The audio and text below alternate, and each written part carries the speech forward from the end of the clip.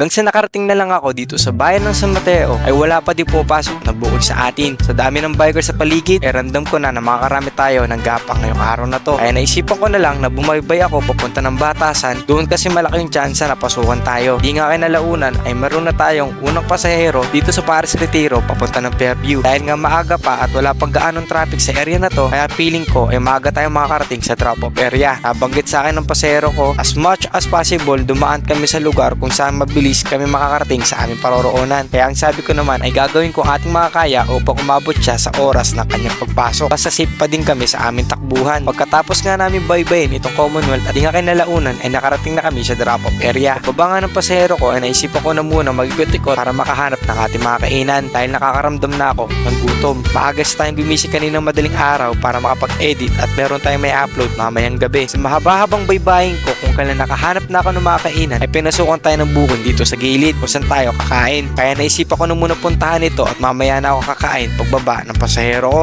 Pagbaba nga ng pasahero ko ay pinulot ko na din ang nalaglag niyang earphone. Nagbayad na din si mama at sinuklihan ko siya. Nagsimula na akong umanap ng ating mapaparadahan saglit para makakain na tayo. Pinatay ko na muna ang makina ng aking motor at tinignan ko kung ano ba yung mga ulam nila. Ayun, sakto kakaluto lang. Sa dami na nakalagay na ulam doon ay adobong manok ang napili ko. Ewan ko ba kung bakit napahilig ako sa manok. Minsan iniisip ko baka magkapakpak na talaga ako nito. Biro lang. Binuwa ko na din ang inuminan ko at nag-refill na lang ako dito kaysa bumili pa ako sa ibang tindahan.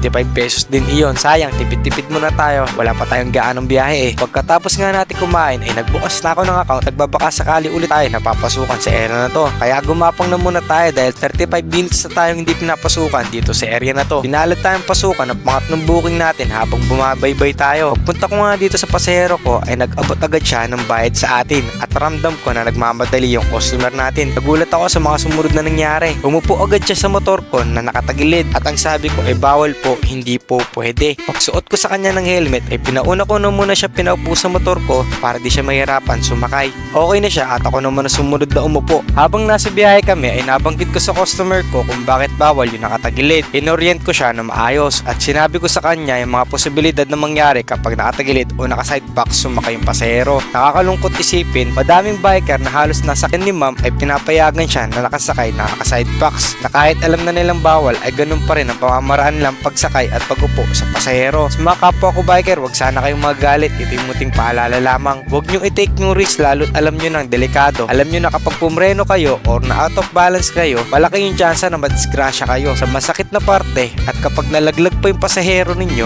ay maaari siyang mabangga at makadisgrasya ng mga ibang sasakyan na umaandar sa kalsada. Baka sabihin nyo, galit ako, tara drop na natin si ma'am. Babangan ng pasahero ko ay nagpaalam na ako kay ma'am na kung pwede siya kasama sa ating vlog at ang sabi niya i-blur na lang daw natin. At syempre dahil sa privacy ng customer natin, kaya sinunod na lang natin ito. Hanggang dito na lang tong video na to. Maraming salamat sa panonood. See you sa mga susunod nating biyahe bilang isang MC Taxi Biker.